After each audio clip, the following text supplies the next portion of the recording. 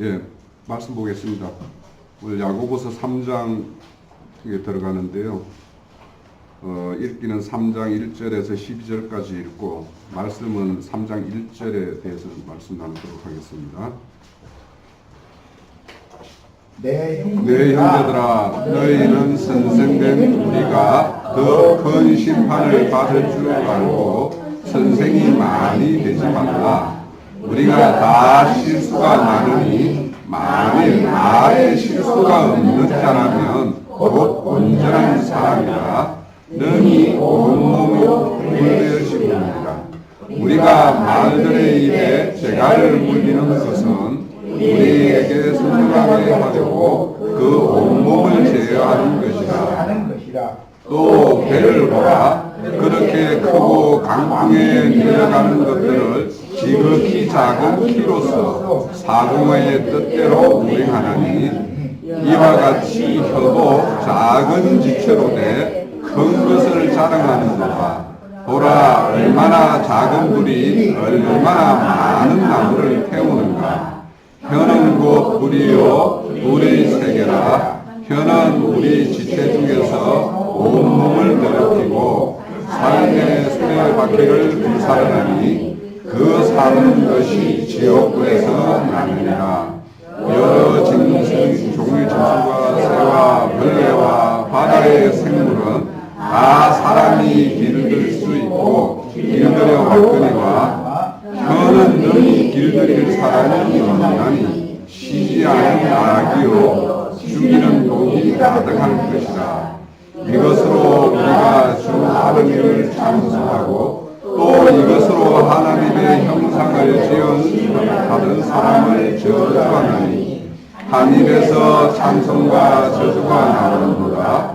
내 형제들아, 이것이 마땅하지 아니하니라. 샘이 한 구덩이에서 가물과 쓴물을 내겠느냐. 내 형제들아, 어찌 무화과나무와 감람나무를 포도나무가 무화과나무를 내겠느냐. 이와 같이 짠물이 나무를 내지 못하느니라. 오늘 그 본문을 보면 이제 우리 작은 지체인 이 혀가 온몸을 이렇게 이끈다라고 말씀을 하고 있어요. 그런데 오늘 이 본문에서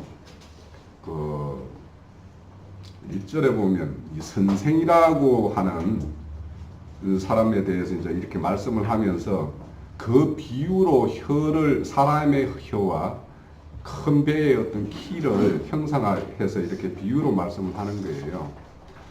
결국에는 한 교회에 선생이 잘못되면, 이끄는 인도자가 잘못되면 그 어떤 교회는 다른 방향으로 갈 수밖에 없죠.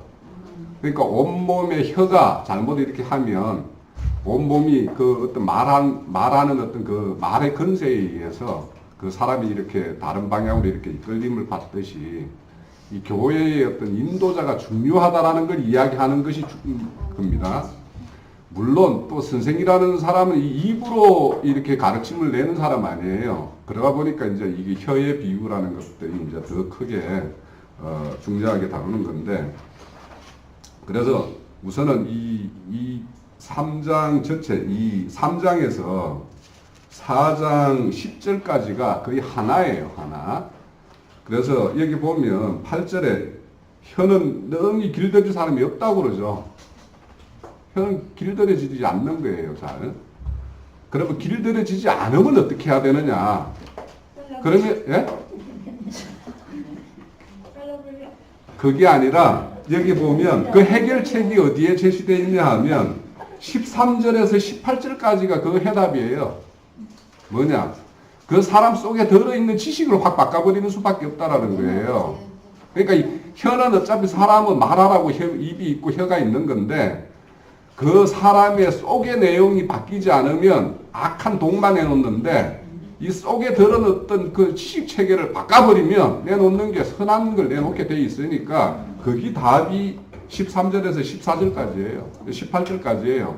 그러면 이제 우선 오늘은 그 선생에 대해서 우리 저 3장 1절에 그러니까 이 말은 뭐냐면 선생에 대한 중요도를 이야기하는 거예요. 선생의 지식이 땅의 지식을 계속 교회에서 이렇게 내놓으면 그 교회는 그냥 땅이 되는 거고 세상이 되는 거죠. 그와 매 마찬가지예요. 그래서 오늘 3장 1절에 우리 자료를 내드렸는데 자료가 좀 총 8페이지나 많아요. 그래서 이걸 집중해서 그냥 오늘 애지간하면 이걸 끝내고자 해요. 3장 1절에 보면 내 형제들아 너희가 선생된 무리가 더 큰 심판을 받는다고 그래요. 받을 줄 알고 선생을 많이 되지 말라고 그러죠. 그러면 선생이 없으면 안 되는 거잖아요. 그죠? 그런데 많이 되지 말라고 그래요. 그래서 이제 이 말씀도 있고 우리 그 앞장에 보면 히브리서 있죠. 히브리서 5장을 한번 볼게요. 5장 12절 신약성경 357페이지예요. 12절 보면 때가 오래되었으므로 너희가 마땅히 선생이 되을 터인데 너희가 다시 하나님의 말씀 초도에 대하여 누구에게 가르침을 받아야 할 처지이니 단단한 음식은 못 먹고 젖이나 먹어야 할 자가 되었도다. 이는 젖을 먹는 자마다 어린아이니 의의 말씀을 경험하지 못한 자요 단단한 음식은 장성한 자의 것이니 그들의 지각을 사용함으로 연단을 받아 선악을 분별하는 자들이라. 예.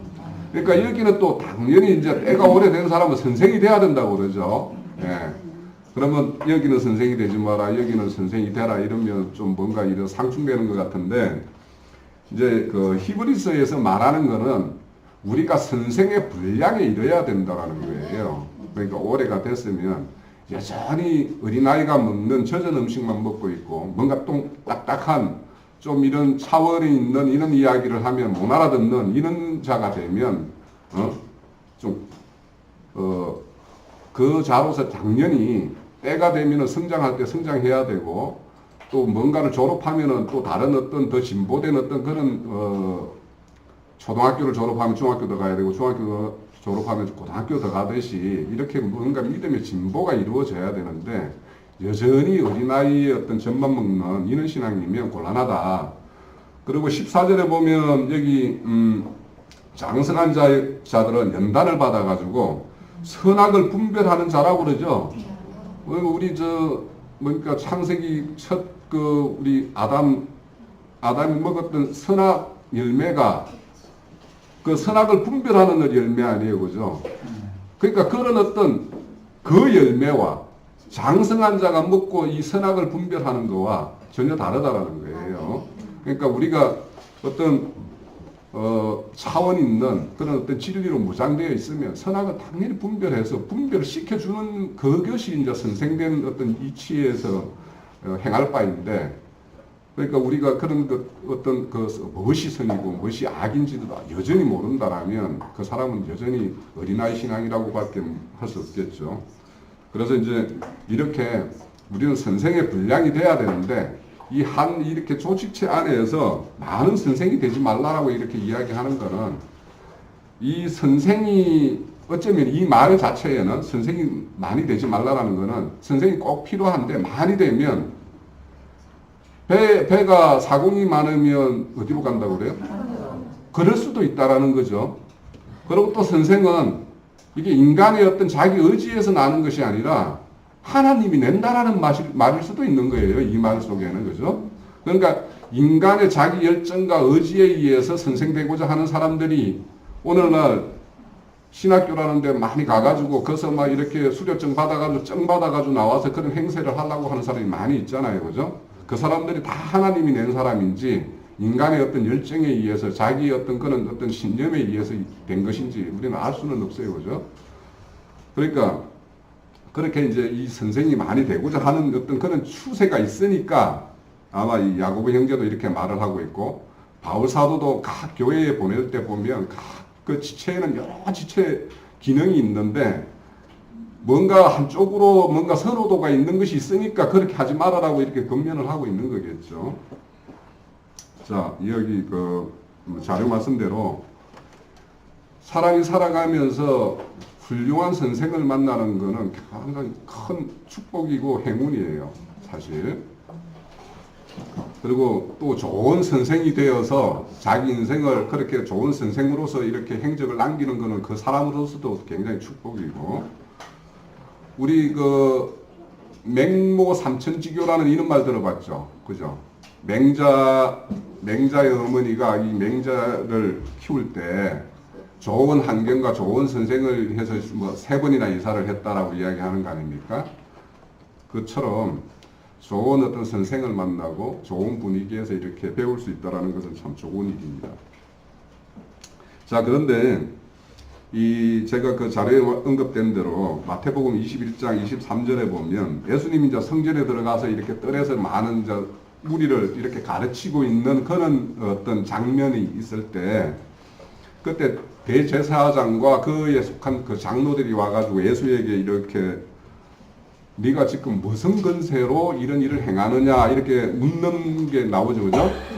그래서 예수님이 이제 이 자들에게 그래, 그렇다면 나도 너희들한테 하나 묻겠다. 그래서 너희들이 다 대답을 내면 나도 그에 대해서 대답을 해주겠다라고 하면서 뭐냐면 요한의 세례가 하늘에서 난 거냐, 땅에서 사람에게서 난 거냐, 하늘에서 난 거냐 이렇게 묻죠.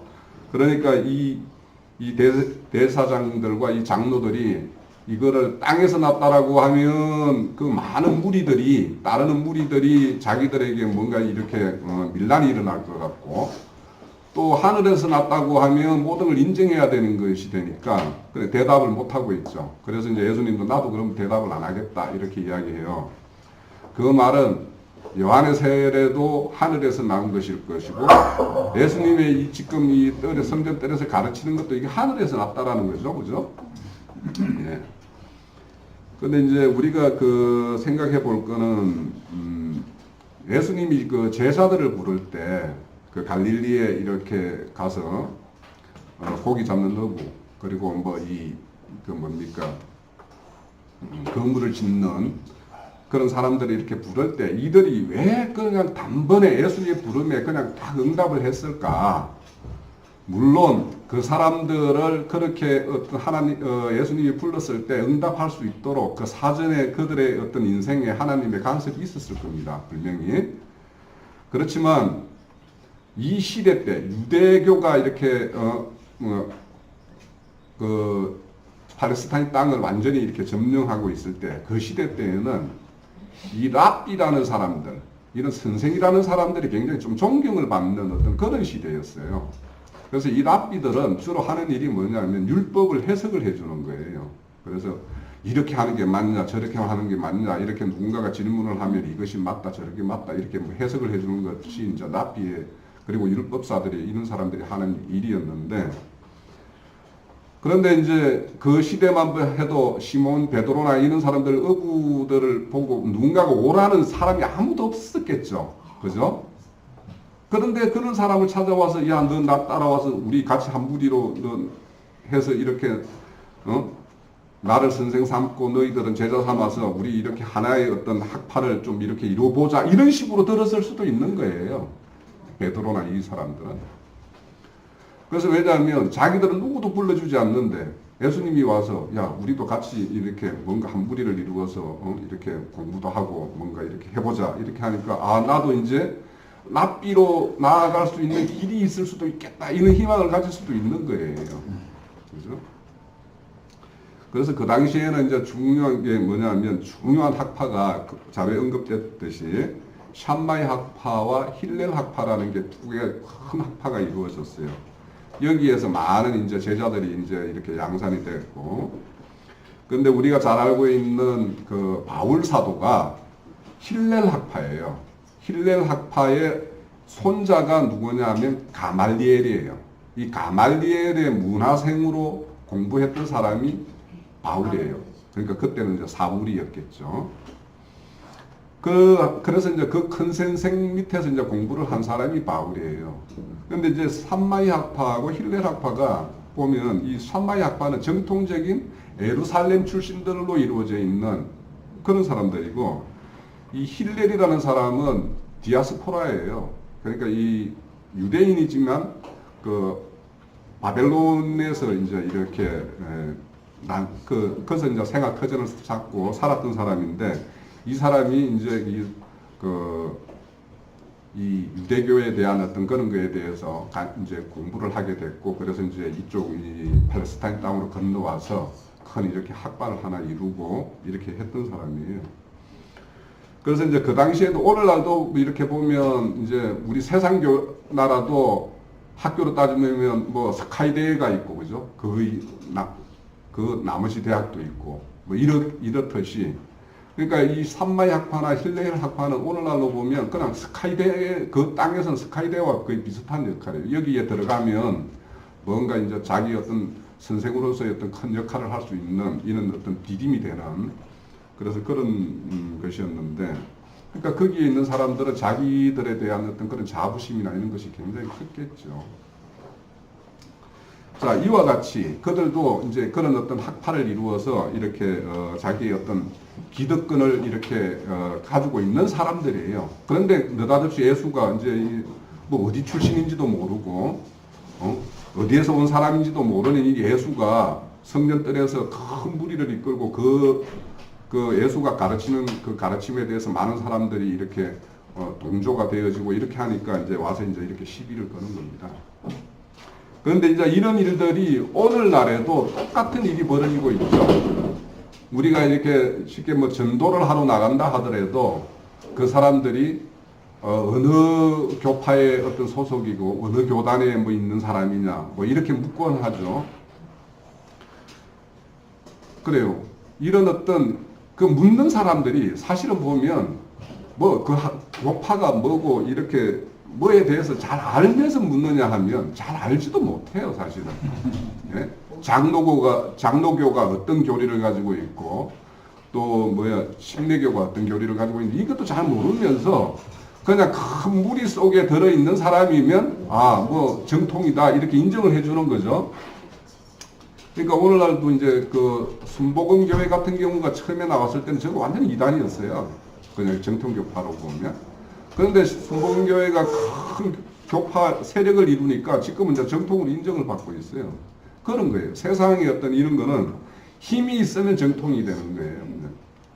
이와 같이 지금도 이제 그런 어떤 그 시류를 가지고 있죠. 그래서 이제 저 같은 경우는 신학을 하지 않은 사람이에요. 신학을 하지는 않았고 한때는 한번 해볼까 하는 생각도 해보기는 했었어요.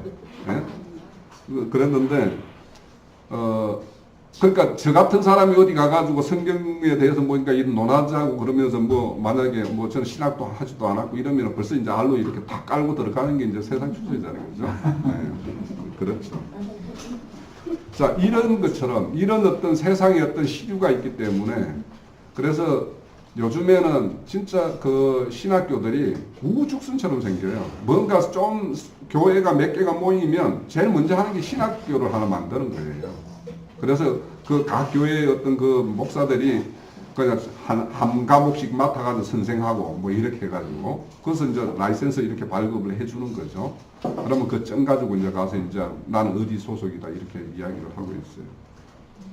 그러니까 이렇게 하다 보니까 이제 아주 이제 속성으로 몇 개월 뭐 1, 2년 만에 막 이렇게 그냥 학위를 내주는 이런 신학교도 생기고 있고 또 이제 미국에서 공부한 사람은 이제 우리는 국내에서는 먹어주잖아요. 그러다 보니까 이제 미국에서 어떤 신학 박사 그 라이센스를 받기 위해서 어디 신학 알지도 못하는 학교 그 몇 년 전에 막 그렇게 시끄러웠잖아요.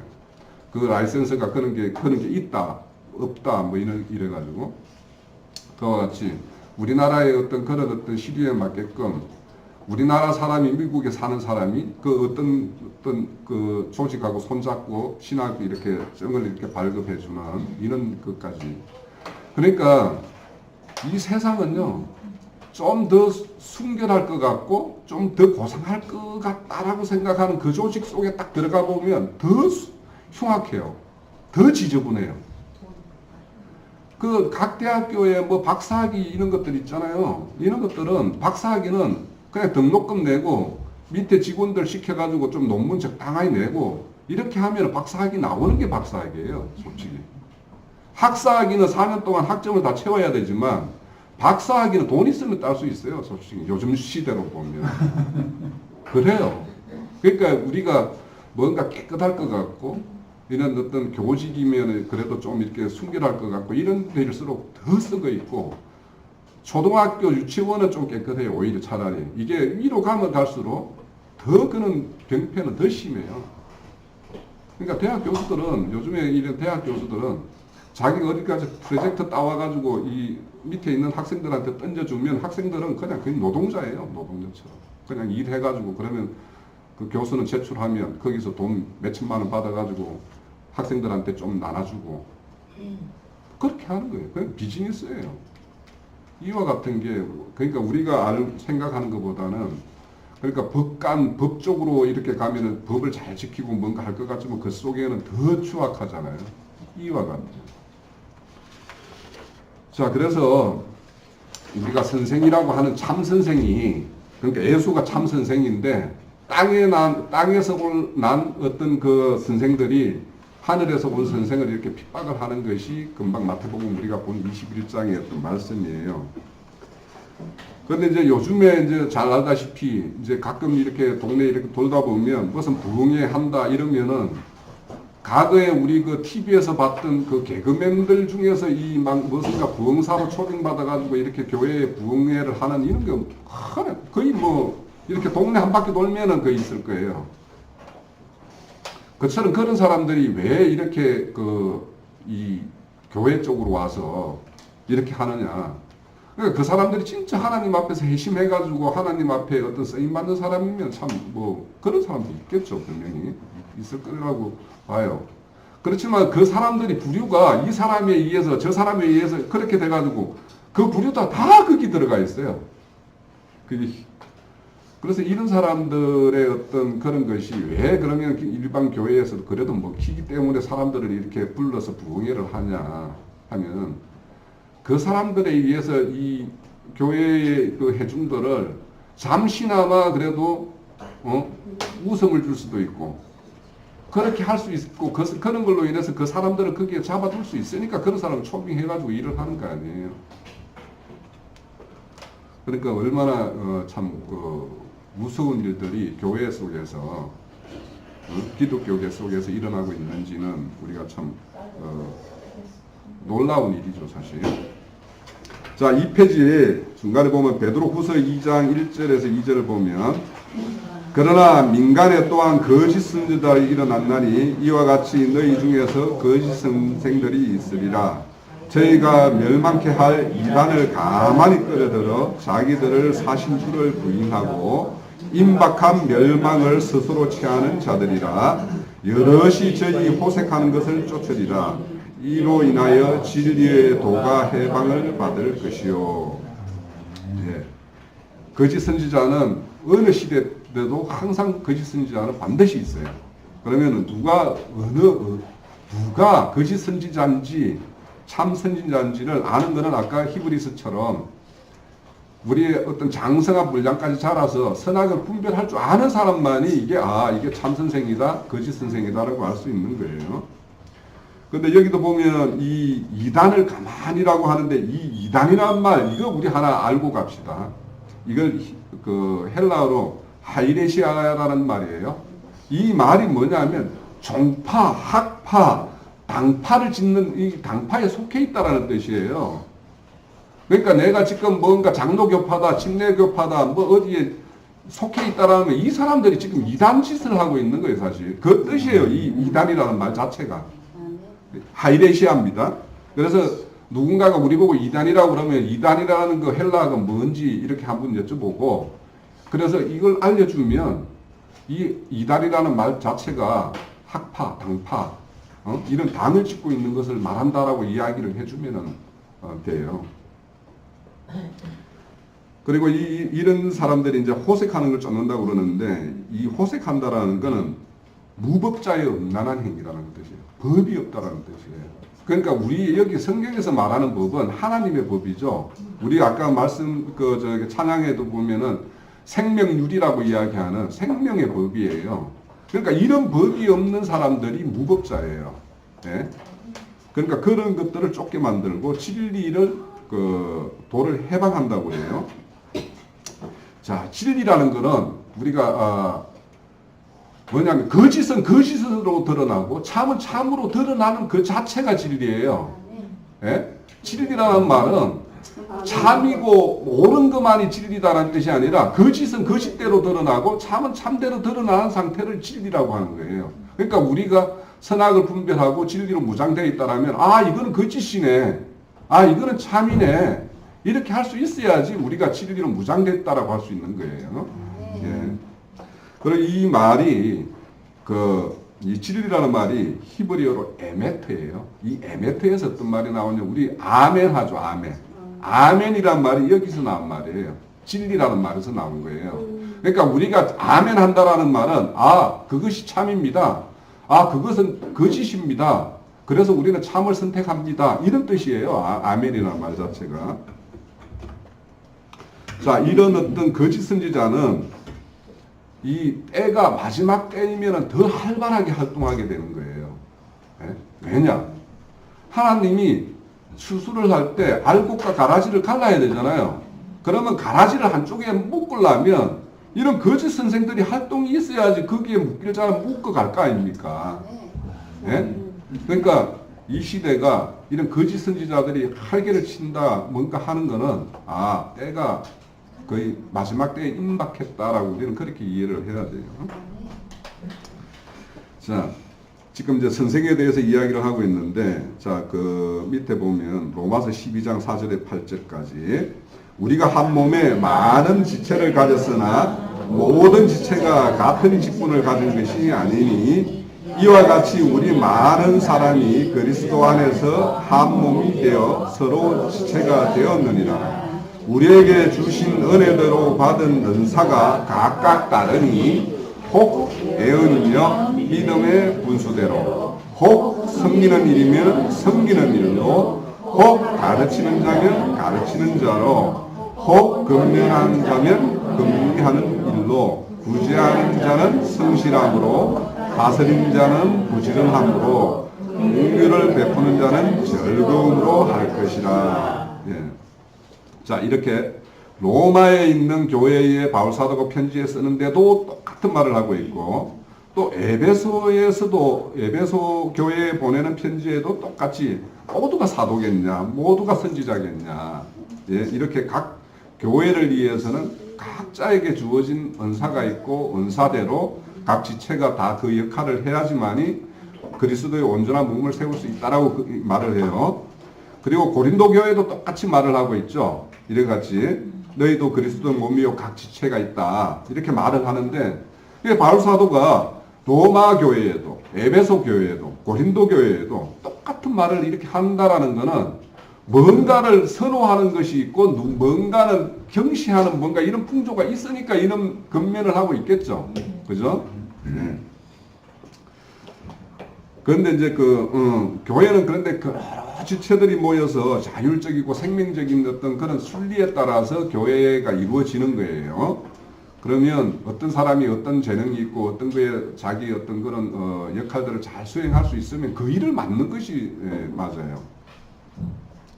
그런데 이제 아무래도 이렇게 각 교회마다 이렇게 하는 것들 중에서 이 유대교 어떤 교회는 항상 보면 이방인 교회이지만 거기에는 대부분이 그 디아스포라 된 유대인들이 거의 좀 중심을 이루고 이방인들이 거기에 이제 합세돼서 이렇게 교회를 이루고 있기 때문에 그 유대교회에서는 이 랍비라는 선생에 대해서 여전히 이렇게 존경하고 뭔가 우러러보는 이런 것들이 있어요. 그러면 남들 누구라도 그 자리를 좀 선호할 거 아닙니까? 그죠? 그래서 그 당시에도 그랬듯이 유대교가 그랬듯이 뭔가 여기에서도 나도 이제 인도자요, 뭔가 선지자요, 막 이런 역할을 하려고 하는 사람이 더 많았다라는 것이 좀 해결이 돼요. 제가 보건데 이런 편지를 보냈다라는 거는. 그럼 우리나라에도 그런 것이 있죠. 우리나라도 유대교 못지않게 우리도 이 군사부 일체 뭐 이런 말 있잖아요. 그죠? 사부 그 서성의 그림자도 밟지 않는다 뭐 이런 말도 있듯이 우리나라도 이런 정통 유교의 어떤 문화가 있어서 이 선생에 대한 어떤 존경심이 있어요. 그거는 좀 필요해요. 당연히 선생에 대해서 존경을 해야 되지만 오늘날 우리나라 사회에는 선생에 대한 존경심이 참 많이 퇴색이 되어 있어요, 사실은. 요즘에 선생 하려고 그렇게 애쓰는 사람도 없어요. 요즘에 워낙 취업이 어려우니까 뭔가 교대를 가가지고 뭔가 선생이나 뭐 이렇게 뭐 할까 이런 생각도 해보지만, 우리 뭐 우때만 해도 이렇게 교대를 간다든지 교육 쪽으로 가는 걸 좀 선호한 것이 있었는데, 저희 시대 때만 해도 선생에 대한 어떤 그렇게 뭔가 자기 진로로 선택을 할 때 그런 선생이라는 이런 것들에 대한 선호도는 좀 많이 없었어요. 왜냐하면 그 선생 그 학교에서 수학 선생 하느니 차라리 공대 졸업해가지고 어디 그 회사에 들어가는 게 훨씬 뭔가 수입도 좋고 하니까, 예? 좀 그랬었어요. 그렇지만 이제 그래도 우리 사회는 선생에 대해서는 그래도 여전히 이제 존경심이 있는데, 이 시대 때 그런 어떤 그 랍비에 대한 어떤 존경심과 똑같이 우리나라에서도 있는 선생에 대한 어떤 이런 것이 있었다고 보여져요. 자, 이런 어떤 그런 선생에 대한 어떤 선호도, 이런 것들이 있어서 선생을 하려고 하는 일이 많이 있었던 거는 성경에서 많은 그 예가 나와요. 그 민수기 12장에 보면 미리암과 아론이 모세에게 이렇게 한번 이렇게 대들다가 문둥병 걸린 적이 있죠.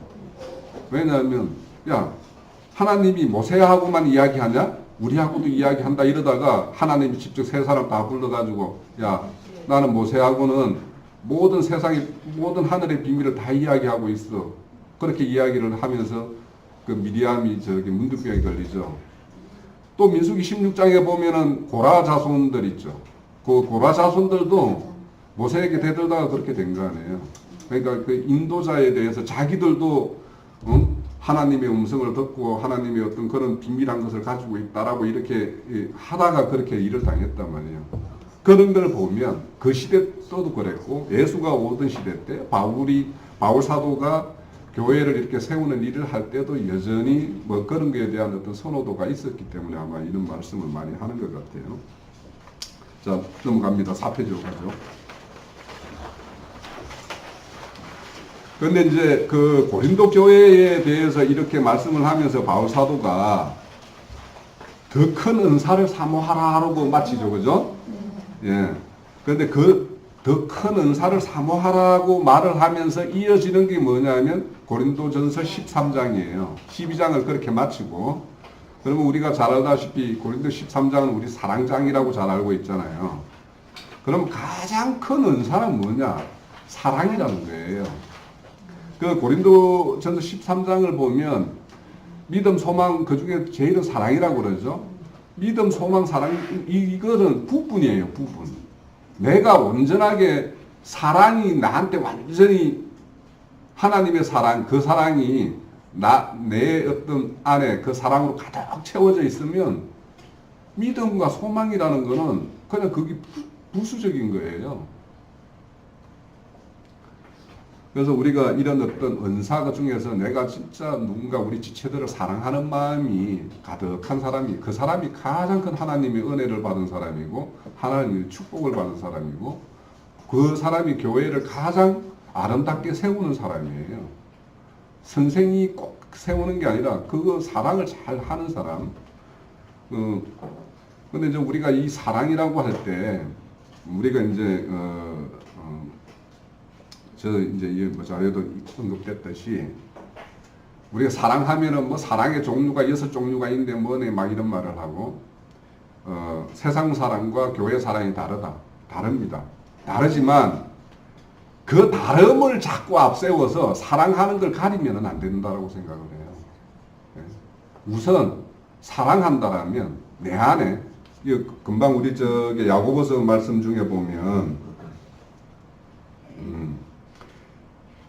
그 14절 볼게요. 3장 야고보서 3장 14절에 보면, 그러나 너희 마음속에 독한 시기와 다툼이 있으며 자랑하지 말라, 진리를 거슬리는 거짓말을 하지 말라, 이렇게 이야기를 해요. 이게 왜 이게 이런 어떤 시기하고 독한 어떤 다툼을 일으키는 거는, 땅의 지식이 지배되어 있는 사람에게는 이 시기와 다툼이라는 것이 늘 지배하고 있어요. 예?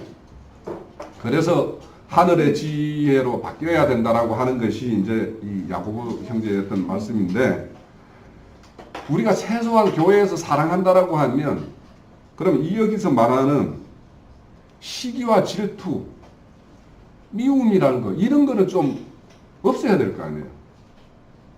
그죠?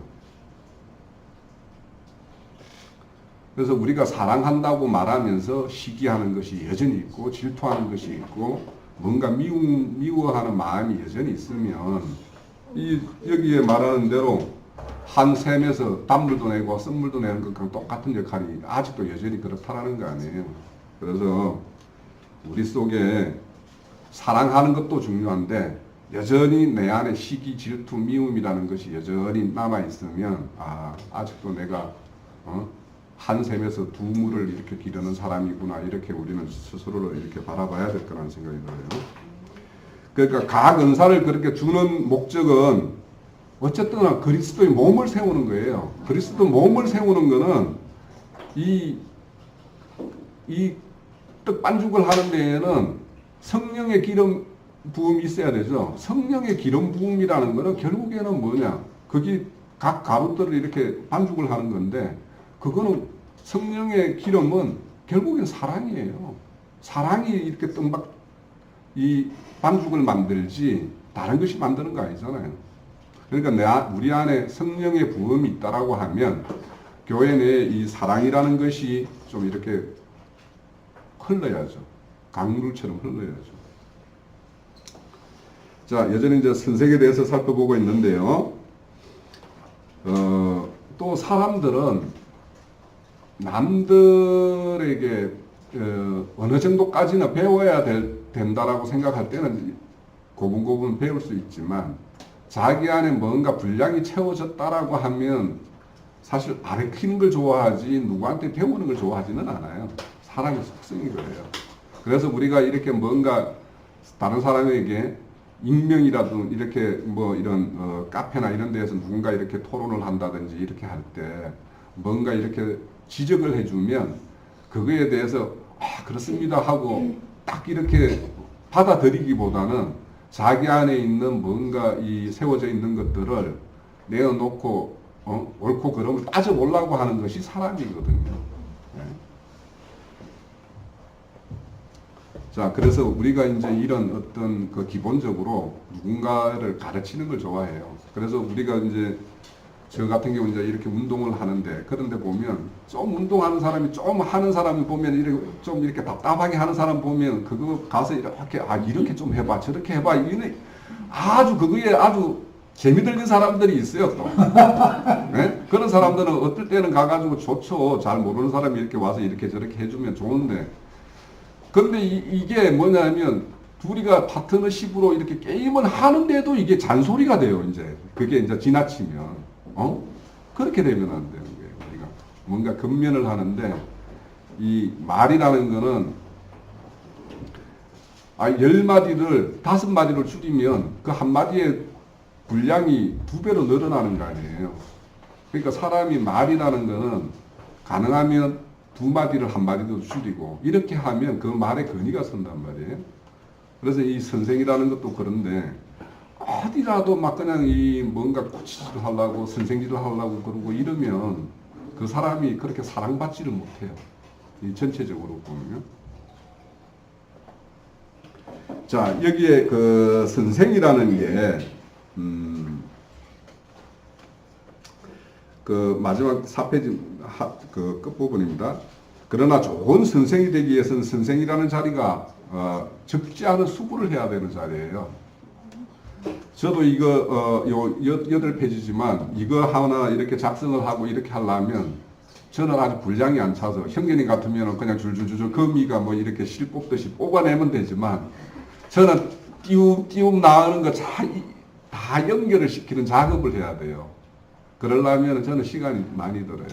그래서 선생이라고 한다라는 거는 이런 수고를 하지 않으면, 물론 대학 교수들요 10년 20년 전 놓쳐가지고 20년 후에 지금 시대가 강산이 두 번 변했는데도 똑같은 노트 가지고 강의하는 선생들도 있어요. 물론 그런 선생들은 수고할 필요가 없어요. 한 번 작성한 노트 가지고 그냥 이렇게 하는 거는. 그러면 그런 선생한테 배우는 사람은 그 시대에 맞는 걸 못 배워요. 시대가 변해가지고 지금은 뭐 모든 것이 컴퓨터 작업, 그래픽 작업 이런 걸로 되는데 여전히 손으로 막 그리는 이런 걸 가르쳐 주면 그 선생한테 배우는 학생은 20년 처지는 거 아니에요. 매일 마찬가지예요. 그래서 이 뭔가 이런 어떤 선생이라는 거는 늘 따뜻한 이런 뭔가 이런 떡을 이렇게 진설해야 되듯이 우리 그 성전에 보면 떡을 하루에 이렇게 매일같이 새 떡을 이렇게 해서 올리잖아요. 이런 거와 똑같이 선생이라는 사람은 뭔가 새로운 것들을 더 좋은 것들을 먹이기 위해서 수고를 해야 되는 거예요. 그러니까 형제님 같은 경우는 뭐 이렇게 하지만 저 같은 경우는 어디 가서 동냥도 해야 돼요. 때로는. 아니 뭔가 어떨 때는 내가 야 이거는 도저히 내가 이건 무슨 말씀인지 모르겠다 이러면 아 이렇게 주석서도 보고 이러다 보면 아 이게 거기에서 뭔가 이 실마리를 찾아가지고 아 이게 이런 뜻이었구나 라고 느낄 때도 있고 그래요. 그래서 근데 이제 이런 어떤 그 준비 과정이 그러니까 선생보다 이 마지막에 가면 있지만 제자가 선생을 뛰어넘기가 어렵다라는 거는 선생이 그렇게 매일같이 뭔가를 준비하는 과정에서 시간 투자하고 뭔가 정리하고 뭔가 이런 걸 하다 보면 자기 안에 이렇게 뭔가 이렇게 그 체계가 이렇게 딱 이렇게 설 거 아닙니까? 그러니까 선생은 늘 이제 새롭고 많은 부분들을 이렇게 뭔가 탐닉해가지고 뭔가 이렇게 보고 이렇게 하는데 학생은 딱 주는 거 요거만 보면 선생이 훨씬 분량이 자꾸 커지는 거죠. 그래서 가끔 보면 코치가 훨씬 그 가르치는 선생이 그 밑에 배우는 학생보다 훨씬 빨리 는다라는 느낌이 받을 때도 있어요. 그래요. 그러니까 이런 어떤 수고함 가운데에서도 자기 어떤 그런 그 분량을 채워지는 어떤 그런 또 즐거움이 있기 때문에 그런 어떤 수고도 또 즐겁게 할 수도 있고 보람도 있고 이런 것도 있죠. 자 그렇게 이런 어떤 수고가 있고 한 건데 오늘날 이제 이런 기독교계의 어떤 선생이라는 거는 직업이잖아요. 직업이죠. 네. 그 사람들은 거기에서 모든 생계가 이제 해결되고 이렇게 하는데, 우리 이런 어떤 교회 모임에서는 뭐 선생이라고 해서 뭐 아무것도 없잖아요. 그걸 기대하고 하는 것도 아니고 이와 같이 이름에도 불구하고 그 하나님 앞에 어떤 부름받았다라는 어떤 거는 그 사실 하나만 잡고 그냥 가는데도 그 선생, 기독교계 선생보다 훨씬 열심히 뭔가를 준비하고 좋은 걸 어떻게 진설하기 위해서 이렇게 노력하고 있다라는 것에 대해서 참 고맙죠. 저도 이제 형제님을 통해서 지금 뭐 제가 앞에서 이렇게 이야기하고 있지만 저는 여전히 이제 배우는 학생이고 이런 어떤 입장에서 그래서 일단 이런 어떤 선생이라는 사람이 그 자기가 이렇게 하는 일들이 더러운 이익의 재료가 되고 또 그 어떤 전거되는 말씀 속에 인간의 어떤 누룩들이 섞이는 이런 것들에 대해서 우리는 경계를 해야 되고 그런 선생이라면 만약에 여기서 그런 어떤 걸 말하는 어떤 그런 증거의 자리가 되고 그런 시간들로 이렇게 뭔가를 많은 시간들이 할애되면 여기를 떠나야죠. 뭐 다. 그런 어떤 게 되면 자 5페이지 봅니다. 인도자와 선생의 그 바른 자세 여기 보면 주께서 가라사대 지혜 있고 진실한 청지기가 되어 주인에게 그 집 종들을 맡아 때에 따라 양식을 나누실 자가 누구냐. 예. 주인이 이럴 때에 종이 이렇게 하는 것을 보면 그 종이 복이 있으리로다. 내가 참으로 너희에게 이르노니 주인이 그 모든 소유를 저에게 맡기리라. 만일 그 종이 마음에 생각하기를 주인이 더디오리라 하여 노비를 때리고 먹고 마시고 취하게 되면 생각지 않는 날 알지 못하는 시간에 그 종의 주인이 이르러 엄히 때리고 신실치 아니한 자를 받을 유례 처하리라. 주인의 뜻을 알고도 애비치 아니하고 그 뜻을 행치 아니하는 종이 많이 맞을 것이요 알지 못하고 맞을 일을 행한 종은 적게 맞으리라. 무릇 많이 받은 자에게 많이 찾을 것이요 많이 맡은 자에게 많이 달라 할 것이니라. 네. 예, 여기 보면 진실한 청직이라고 있어요. 이 청직이라는 말은 이게 합성어인데 집과 거처, 집이나 거처라는 뜻과 경영하다라는 뜻이에요. 그러니까 청지기는 주인의 집을 맡아서 경영하는 자예요. 그러니까 청지기는 주인의 어떤 것을 자기가 맡아서 하는 자지 자기 집이 아니고 자기 마음대로 할 수 있는 것이 아니에요.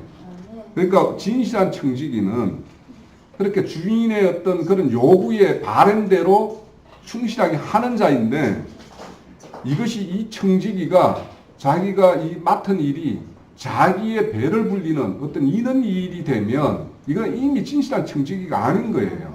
예? 그리고 여기 양식이라고 나오죠. 예, 양식이라는 게 나오는데 이 양식은 우리 주기도문에 우리에게 일용할 양식을 주옵시고 이 말하고 좀 달라요. 그 말과 좀 다른 말인데 이거는 뭐냐면 밀과 곡식 밀과 곡식이라는 말과 죄다 청량하다라는 말이 똑같이 들어있는 말이에요. 이 양식이라는 말. 내가 이따가 이제 그 교회 카페에다가 이 댓글로 좀 달아드릴게요. 이 말은 뭐냐면 양식이라는 말은 밀과 곡식이라 이런 거 죄다 청량하다라는 뜻은 그 종들에 따라서 그 집 주인에 딸린 종들의 어떤 수준에 따라서 이 사람은 만약에 젖은 걸 먹어야 되는 사람이면 젖은 걸 먹여야 되고 단단한 걸 먹일 사람은 단단한 걸 먹이고 이것들을 잘 그 사람에 따라서 분량대로 잘 이렇게 배분해서 먹이는다는 뜻이에요. 이 양식이라는 말이. 그러니까 여기서 진실한 청지기가 주인에게 충성되게 행하려면 자기의 속해 있는 사람들의 어떤 그 분량을 다 알고 있어야지 할 수 있는 거예요. 그러니까 우리 형제님이 새롭게 오신 분들 보면은 처음부터 단단한 음식 이렇게 드리는 게 아니죠. 예? 뭔가가 이렇게 지금까지 잘못되었던 거 이런 것들을 조금씩 이렇게 제공해서 뭐 한마디로 말하면 그게 미끼일 수도 있죠. 그죠? 우리 어떤 큰 교회를 이루고 하나님의 진리 교회를 이루기 위해서는 그렇게 거물에 어떤 많은 고기를 잡고 이렇게 좋은 고기를 잡고 하기 위해서는 그런 어떤 분량에 따라서 이렇게 나눠주는 것이 되어야 돼요.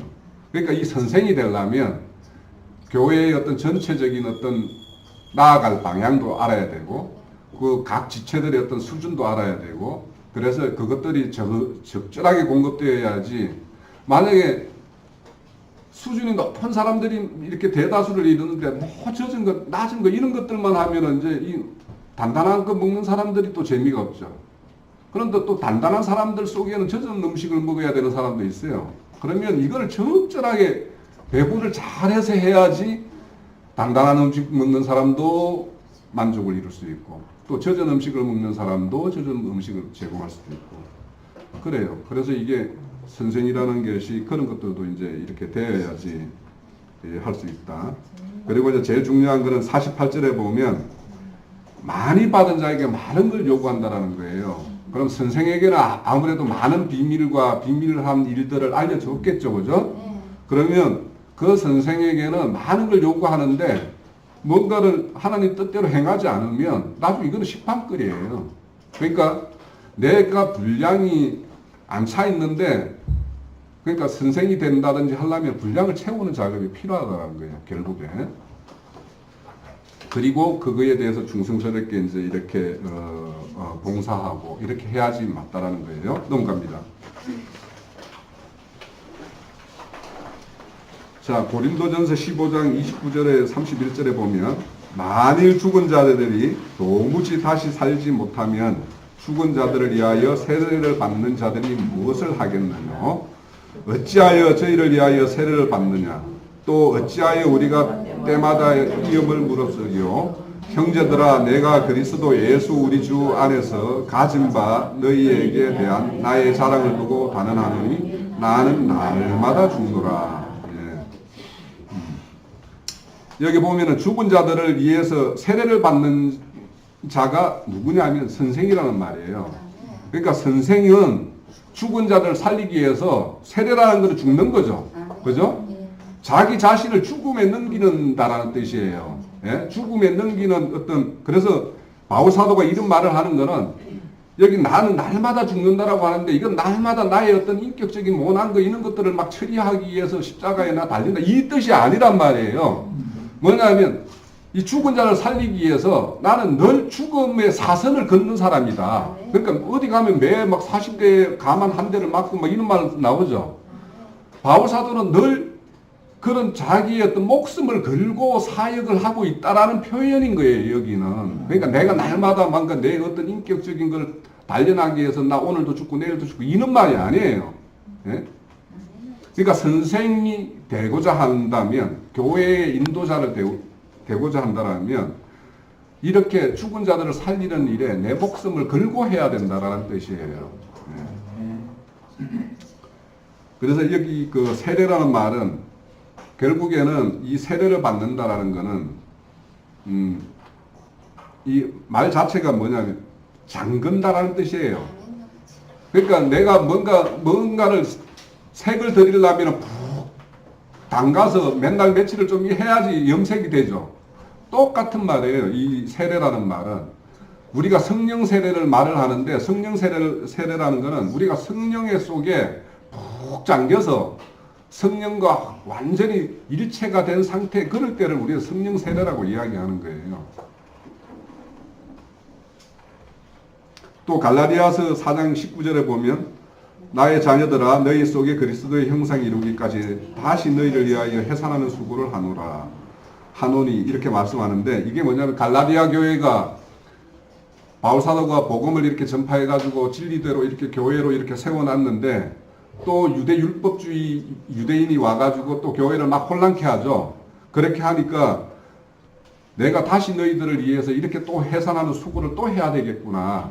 좀 원망의 투예요. 너희들이 어떻게 그래 거짓된 걸 분별을 못해서 그들의 어떤 작은 말들에 이렇게 동요가 돼가지고 교회가 이렇게 흔들흔들하냐. 이 뜻이에요. 그러니까 선생이라는 거는 이런 해산하는 수고를 감내해야 되는 거예요. 네.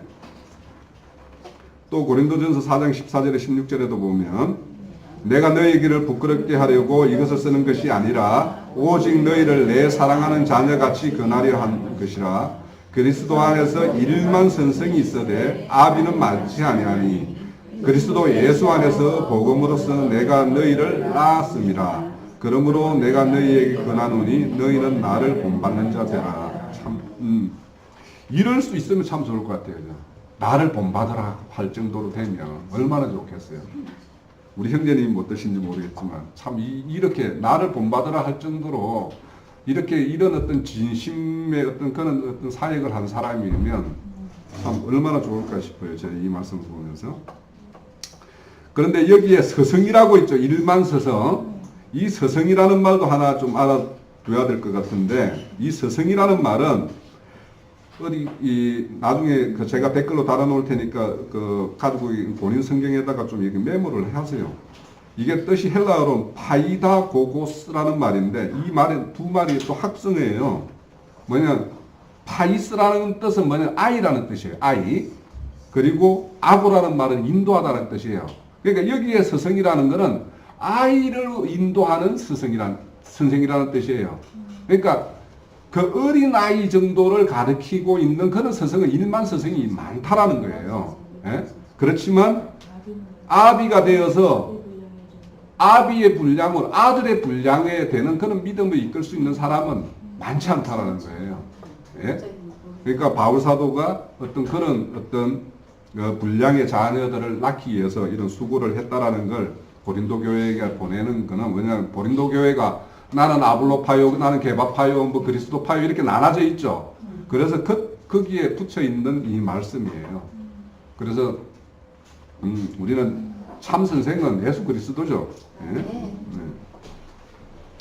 자, 히브리서에 이제 그러면 이런 선생의 인도에 대해서 우리가 배우는 자로서 어떻게 배움을 받아야 되는가에 대해서 말씀드려 볼게요. 그 히브리서 13장 17절에 보면 너희는 인도하는 자에게 순종하고 복종하라. 저희는 너희의 영혼을 위하여 경성하기를 자기가 해야 할 자인 것 같이 하느니라. 저희로 하여금 즐거움으로 이것을 하게 하고 근심으로 하게 말라.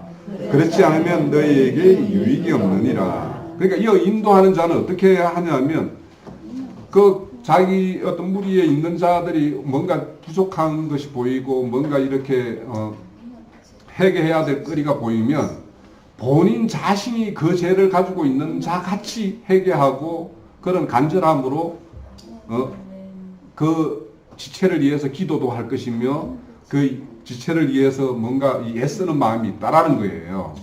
그러니까 이런 인도자가 되려면 그 교회의 어떤 무리의 모든 일들에 대해서 자기 일처럼 생각해야지만이 가능하다라는 거예요. 또 사도행전 2장 42절에 보면 저희가 사도의 가르침을 받아 서로 교제하고 떡을 떼며 기도하기를 전에 힘쓰니라 이렇게 말을 하는데 이 교제라는 말은 우리 많이 들어봤을 거예요. 코이노니아라는 말인데 이거는 함께 나누다라는 뜻이에요. 나누다라는 뜻이에요. 그러면 떡을 떼고 이 교제를 한다라는 말은 나눌 게 있어야 될 거 아니에요. 그러니까 서로가 교제한다라는 게 만나서 뭐 오늘 뭐 먹으러 갈까 뭐 할까 이런 것이 교제가 아니라 참 교제가 되려면 서로 떡이 있어야지 내가 떡을 가지고 내놓을 게 있어야지 이 떡 저 떡 맛떡도 그렇잖아요. 한 떡보다는 이 떡도 먹어보고 저 떡도 먹어보면 다 각자가 내놓은 떡을 먹어보면 이 맛 저 맛을 맛볼 수 있잖아요.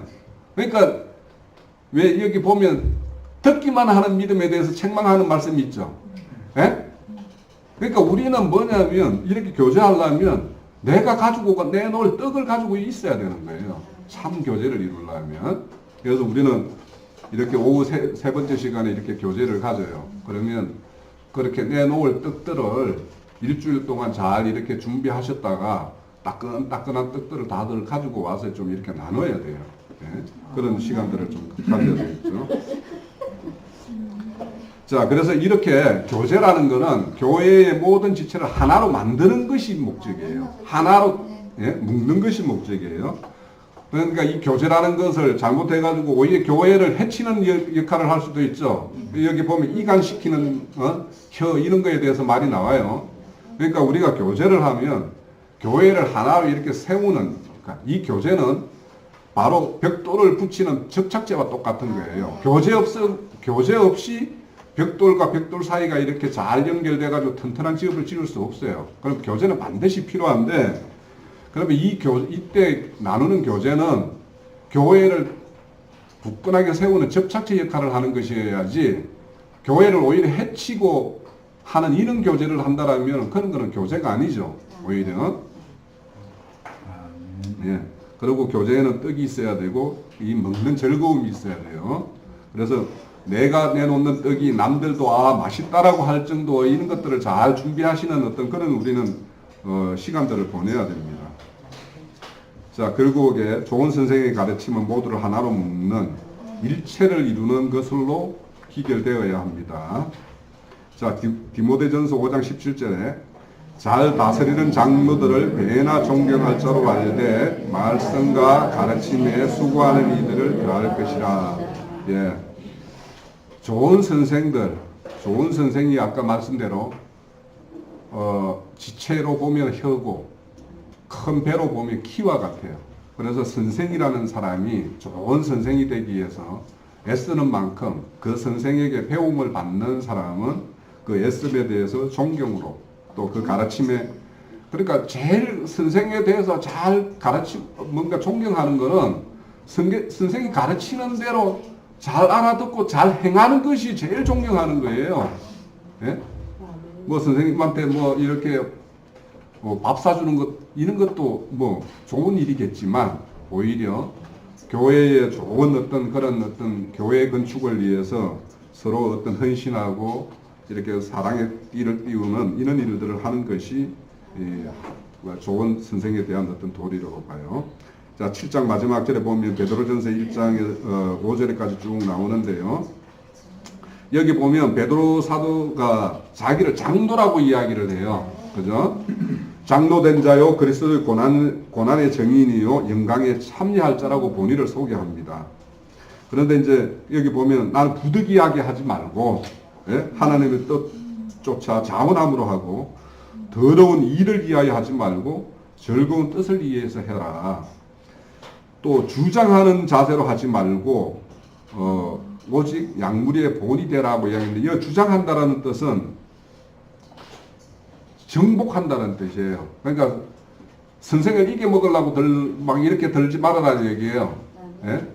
그러니까 뭐냐면 선생이 잘못됐을 때는 잘못된 거에 대해서는 우리가 이야기할 수 있는데 이런 것들을 뭔가 이 선생을 이겨먹겠다라고 하는 그런 지배하고 통치하겠다.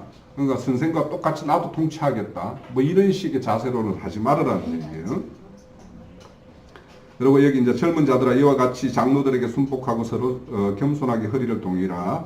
교만한 자를 대적하시되 겸손한 자에게는 은혜로 주시리라. 이렇게요. 예, 젊은 자들이라는 것은 바로 장로 밑에 속해 있는 자들을 전부를 말하는 뜻이에요. 자, 우리가 다 이와 같은 속해 있는 자들입니다. 또 요한 사도도 요한 1서와 요한 2서와 요한 3서에 똑같이 본인을 장로라고 이렇게 소개를 하고 있어요. 그래서 제가 최근에 이제 형제님 보고 장로 형제님이라고 이렇게 말씀을 하고 있는데 장로 형제님 맞죠? 우리를 감독자이시고 또 인도하시는 분이고 또 우리에게 어떤 가르침을 주시는 분이기 때문에 우리는 좀 존경으로 따를 필요가 있죠. 자, 누가복음 6장 40절에 보면 제자가 그 선생보다 높지 못하나 무릇 온전케 된 자는 그 선생과 같으리라. 예, 참 이 말씀이 어디에 나오냐 하면 소경이 소경을 인도하면 다 구덩이에 빠진다라는 말 뒤에 여기에 붙어 있는 말이에요. 그러면 선생이 소경이면 절대 안 된다라는 얘기죠. 예. 그리고 그러면 선생이 소경이 아니면 그 밑에 학생들은 구덩이에 빠질 위험성은 또 없겠죠. 자, 그래서 이 선생이라는 역할이 이와 같이 참 중요합니다. 자, 참 선생은 예수 그리스도 이름으로 오신 우리 보혜사 성령이세요. 그래서 우리 각자에게는 다 성령이 임재하고 있어요. 있지만 각자의 성령이 임재하고 있지만 성령의 역사에 의해서 빛으로 어둠을 얼마나 물리쳤는지는 사람 각자마다 다 다르죠. 그죠? 그러니까 각자에게 임한 빛의 정도는 다 달라요. 그래서 우리는 아까 952장도 오늘 아침에 우연히 이제 이렇게 제가 유튜브에서 찾은 음악인데 거기 보면 생명률이라고 나와요. 생명률을 따르자 뭐 이렇게. 그러니까 누가 더 빛이 임해져 있는가에 대해서는 그 빛의 조명에 따라서 우리는 그 어떤 생명 순리에 따라서 그렇게 따르면 교회는 큰 문제 없이 가요. 그런데 여기에다가 우리가 인간적인 생각을 자꾸 가미시키면 그만큼 변질되고 어느 어떤 순리가 아닌 영리가 될 수가 있기 때문에 우리는 우리 스스로가 다들 떡을 준비해야 되는 만큼 그래서 우리의 성령의 조명에 따라서 어둠을 물리치고 빛 가운데 거하는 어떤 빛의 자녀로 온전히 이렇게 이전되어야 되는 이런 작업들을 많이 해놓으면 당연히 그 사람 하나님이 어딘가에는 다 선생으로 세워서 좋은 어떤 교회를 이루는 일에 이렇게 할 수 있도록 이렇게 할 거란 말이에요. 오늘 이 말씀은 선생의 어떤 역할 또 선생에 대한 우리의 어떤 대하는 어떤 그런 태도 이런 것들 모든 걸 한번 이렇게 새겨보는 그래서 우리 교회가 진짜 좋은 선생과 함께 순환하는 어떤 그런 교회가 될 수 있도록 우리가 마음을 모으고 뜻을 모을 수 있으면 좋겠습니다.